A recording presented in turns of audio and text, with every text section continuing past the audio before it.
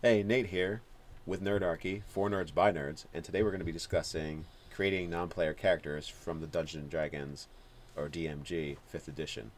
And with me I have... I'm Ted. Dave. And I'm Ryan. So, what do you guys all think about the creating NPC section? It's actually a great section, and the most important thing that I took away from it, and especially for, our new DMs out there, is there are 7 types of NPC, pretty much. You have the monster NPC, the NPC party member, you have the contacts, you have patrons, hirelings, and extras, and they all serve different roles in the game. I guess you could even say an 8th would be like your villain. Like, so you have monsters that are like the low-level thugs or whatever. Villains as well. But I think the villain's a whole nother, like, it's its own video. Yeah, I think so as well. So yeah, there's that. But yeah, like the Bond villain, the mastermind behind the puppet strings. The thing I like best about this, like, if you're creating, a major important NPC that's crucial to your story, you probably already have a feel or an idea of what you want to do with them. But if you want to try and fill your world with characters that have real stories, real life going on, but it's not important to the story, you can use the charts that are in here. Just grab your 2d10s or whatever dice, or the d20s, and you can flavor people to put into your story. You got a random guy in a bar, and you can just roll, and okay, here's somebody that's random, and it'll give the player something to connect with. You have prep time for your sessions, but you can also set aside just game prep time, right? So where you just go to this table and you make a stack of index cards, or open up a file on your computer, or however you like to save the information, and just have a collection of them ready to go. So during the game, if you're not good at improv and you don't want to slow it up, but like with all these dice rolls behind your DMG screen, and like, what are you doing back there? What is going well, I mean, on? you can always just pull an NPC out of your butt, like oh, this guy's gonna talk like Sean Connery, and he's gonna be obsessed with finding this thing, and he's delusional. But some people aren't good at that. Yeah. If you're not good at the improv, here's an easy way to make characters that are memorable, unique, and interesting. No, true enough. Bingo. True enough. And with the 8 different types, even though we're not going to specifically do villains, it's important to note, like, you could absolutely, right, have someone that starts off in your game just as an extra. What's an extra? They're just in the background. They have no stats. They have no traits. And they maybe they're a member of SAG. Maybe they're not. Yeah, they somehow go from being an extra to a hireling because you just grabbed a kid out of the crowd and go, hey, I need you to run an errand for me. Here's a copper, right? And they do it, and that can become like a recurring character. Well, all of a sudden, for whatever reason, that character becomes a NPC party member who's traveling with you guys, and then perhaps you guys treat him bad or you allow him to be infected by lycanthropy. Now he's a monster NPC, and he's really pissed off, which makes him a villain. I'm just gonna say, as soon as he goes and gets a line, then you have to pay him more, because like in the contract, which kind of how it is, he gets one line. And his life was entirely changed just because you wanted to go have him run an errand. You said, hey boy, random kid on the street. You totally ruined his life. You ruined his life. You now exist and are infected with lycanthropy. Yeah. So 5 years from now, it's not going to be a good thing. And all of that can happen, with the charts and the things that are in here. And if you're not good at improv, if you get maybe you are and you just get stuck and you don't know how to fill that in. There's plenty of charts. You can look at it. You got appearance, their ability scores, what kind of talents, mannerisms, how do they interact with others, what are their ideals, what are their bonds, their flaws, and their secrets, and all of that. Well, let's be clear on certain things. And I've done this for years. Like, it says make 10 sentences that describe an NPC. I've usually done about 3. When you say ability scores, you don't mean ability scores. You mean a physical description. Yeah. Well, I mean, this one says, okay, what is their high ability? What is their low ability? Right. That doesn't mean Did you ability automatically scores. fill in like 18 and 8 or something? Yeah. Well, and hopefully in your world, your NPCs aren't going to be as good as your heroes. So, hopefully the high score is like a 13. Well, I mean, you could have someone who's like, well, it's the blacksmith, so he's got a 15 or 16 strength because all he does is, beat on steel all day. And there's no problem But his fighting with that. style is... But you know, he's not a trained fighter. He doesn't have the you know, the high dexterity and, you know, whatever else, you know. Or the elven sage who's 300 years old. He probably has a high wisdom and intelligence. He knows a thing or two about a thing or two. That's for But sure. that's not going to turn him into an adventurer. The adventurers are a Hobos cut with above. shotgun. they're a cut above the average person, and they have the training and the knowledge to be able to leave town and be able to go do whatever. Yeah. Well, no, I think they're just greedy and capitalist, like super capitalistic, entrepreneurial. Entrepreneurial would be the term I would use. They're all self-made business owners. Right. Yeah. they're Exactly. gonna go beat up the story and come back with the loot. Yeah. So some of the important things about this section of the DMG is, you know, I like the fact that they break down and tell you about the different kinds of NPCs to put in your world. So you have your adventuring NPCs, which I hate.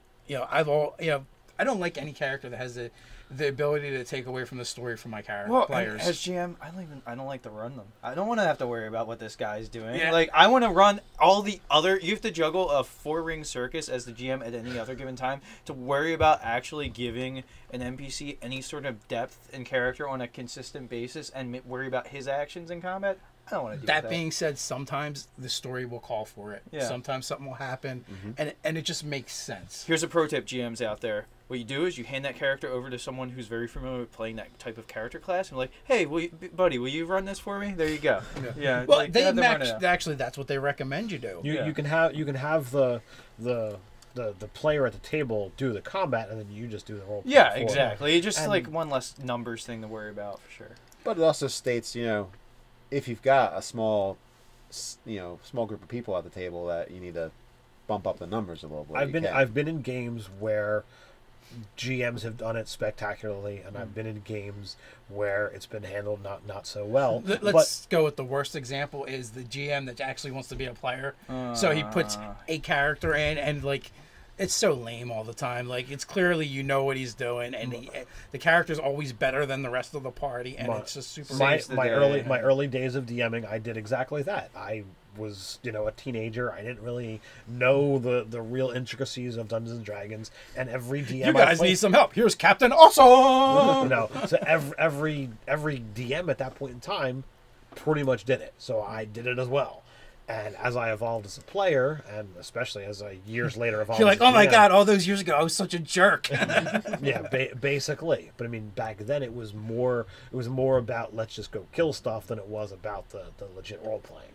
Well, another really important section in here is contacts, and in 5th edition, more important than any edition previous, because the background features put into the game, a lot of them create contacts. And you know, even though I didn't have the DMG, I actually did this for one of my players because they had the criminal background, so they needed a contact, and you know, that actually came up in our last game in a kind of big way. You know, Ryan's character in my game, he has a contact Who is yet to come into you know, the and world. I've been remiss in that, you know, using that particular character. You know, so it's something that, you know, I gotta make sure that happens. Well, I mean, as my character's like getting ready to set up his shop and get all that in order, like that contact is going to come to the fore. Yeah, Again, I mean, so, yeah. it's something that you know is going to become more important because you now are completely established. You have a place that you're going to reliably be at on a regular basis. So he's got somewhere that he can meet you regularly. Now, the other kind of NPC, this one comes up in games a lot, and DMs have been using them forever as a plot hook and a story device, and that's Patreons. And that's basically just a guy that pays you to do stuff, or you do things for, you know, it gives you a reason to adventure. Hey, go save my daughter. She's been captured again. Or go find this rare orchid for me. I've got cash. You know, that could be, you know, you're all in a thieves guild or wizards, you know, tower, and this is your quote unquote master, or it could be just the, you know, that's an ongoing thing where it could be just the, hey, I'm hiring you for this one quest. Or he could be the mayor of Gryffindor that keeps rewarding you for doing stuff. Yes. Absolutely. And sometimes you have to pull his ass out of a snow globe. Stuff happens. Sometimes shit gets weird. Yeah.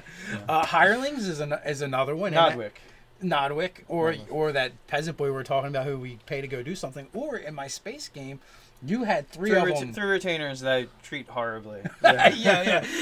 If we go back to using the loyalty score, which is an optional rule in here. I hope we don't do that. Thankfully, you have a high charisma. My charisma is super high, but when they're like scrubbing the calluses off of my feet and massaging them, Yeah. Yeah, you'll be needing to replace those often. Yeah, my character's whole shtick is just being horrible to his hirelings. You know, it's like the Kif and the Zap Rennigan sort of relationship. You know, he's got to be abusive or it's just not funny.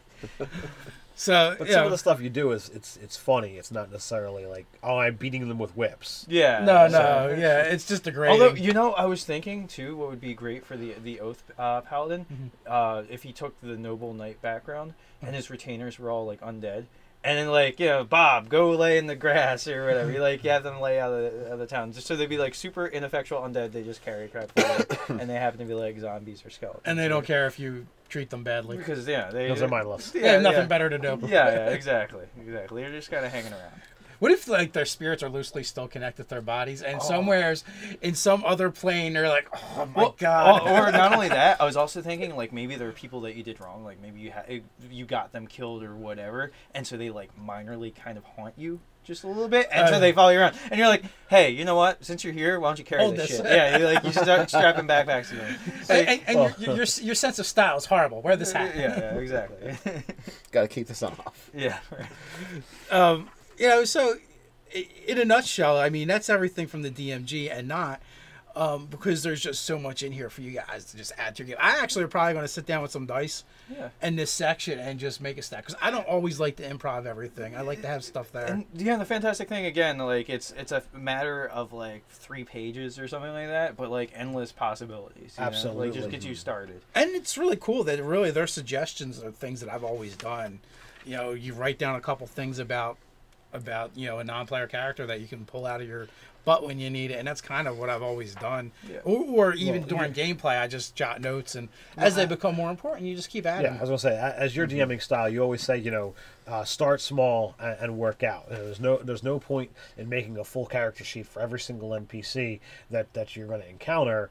As players interact with a character, and he becomes more integral to the story, you build on that. Keep a pencil nearby and just add that crap down. I GM out of a notebook. You know, I'm still old school, and as players do stuff, I make notes. As they do more with a character, I'll put down different things that happen. I do as well, but not because I'm old school, but because we record our sessions off of my laptop, which I would normally run from. Right. So I'm forced to. Now, we had gotten a comment not that a few months ago from someone talking about being a new GM, a new player, and I think they were running the starter set or maybe one of the adventure paths, and they're like, am I doing this wrong because my players keep wanting to interact with my NPCs instead of going on an adventure? I'm like, no, it's actually perfect. You're doing this horribly. Why are you doing this? They should just be killing monsters all the time. Killing monsters, stabby stab.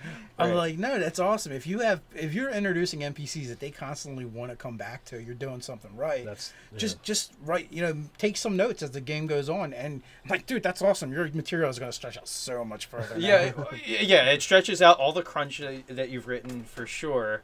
And it's, you know what, you're doing the thing in your game that an MMO, you know, or a computer game is never going to be able to do. The AI is never going to be as adaptive as a real life GM running the game, you know, and that's what makes tabletop role playing special. NPC to PC reaction is the bulk of what a role playing game should be. I mean, granted, you know, PCs are going to role play with each other, but they don't.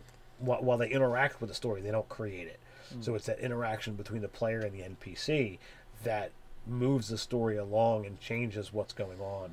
So like that is ideal. And if your characters out there that you're creating are so compelling and so interesting that your players are going back to you time and time again, you know, then you've got something special.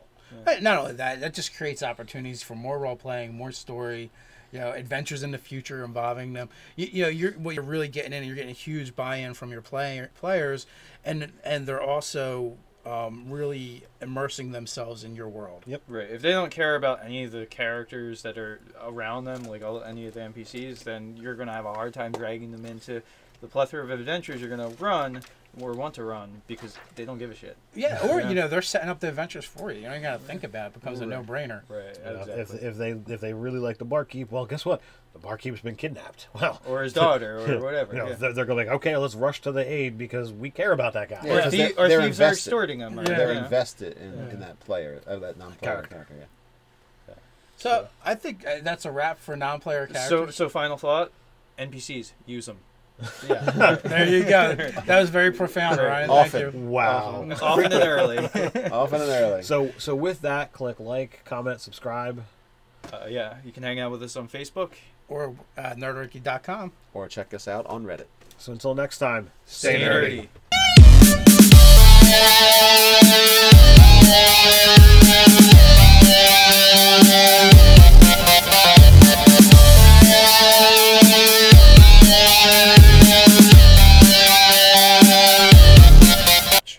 You have the monster NPC, the NPC party member. You have the contacts. You have patrons, hirelings, and extras, and they all serve different roles in the game. I guess you could even say an eighth would be like your villain. Like, so you have monsters that are like the low level thugs or whatever. yeah. Villains as well. But I think the villain's a whole nother, like, it's its own video. Yeah, I think so as well. So yeah, there's that. But yeah, like the Bond villain, the mastermind behind the puppet strings. The thing I like best about this, like, if you're creating, you know, a major important NPC that's crucial to your story, you probably already have a feel or an idea of what you want to do with them. But if you want to try and fill your world with characters that have real stories, real life going on, but it's not important to the story, you can use the charts that are in here. Just grab your 2d10s or whatever dice, or the d20s. You know, and you can flavor people to put into your story. You know, you got a random Player characters from the Dungeons and Dragons, or DMG 5th edition. And with me I have... I'm Ted. Dave. And I'm Ryan. So, what do you guys all think about the creating NPC section? It's actually a great section, and the most important thing that I took away from it, and especially for, you know, our new DMs out there, is there are 7 types of NPC, pretty much.